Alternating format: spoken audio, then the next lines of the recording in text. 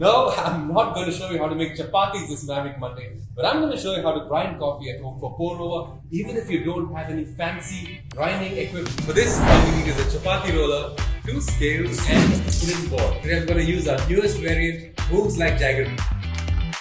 I'm using 18 grams to pour over. Place the 2 scales on the chopping board like this, and then simply pour over your coffee beans. Start rolling, baby. You can change the grind size according to your own brewing equipment depending on the thickness of the scale that you use while grinding.